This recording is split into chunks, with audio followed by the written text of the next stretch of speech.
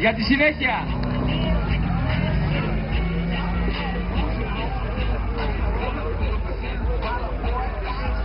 Στο δεξί διάδρομο έχει τερματίσει πρώτος με 13-5, στον αριστερό διάδρομο 13-6. 2-5 στα 18 και 2-6 αντίστοιχα.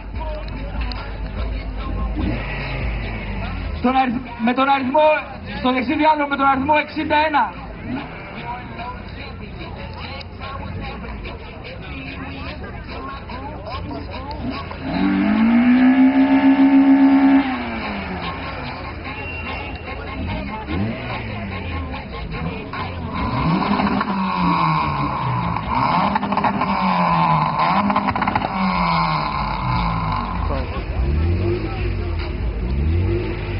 Μετζόπουλος Τριαντάφυλλος από την πόλη της Οριστιάδας με ένα πάρα πολύ όμορφο Honda CRX 1600 κυβικών.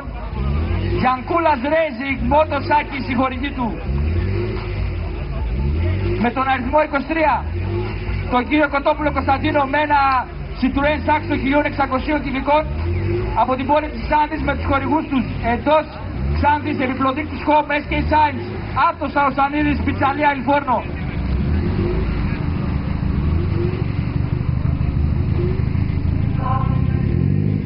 Στο δεξί έχουμε Ιαπωνία, στον αριστερό Γαλλία.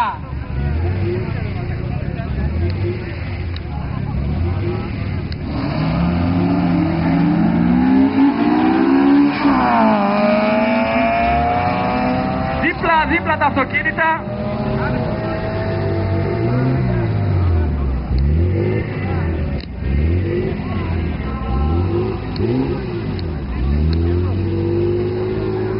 Και τερματίζουν με τον αριθμό 44, 15-054 και με τον αριθμό 42, 14-726.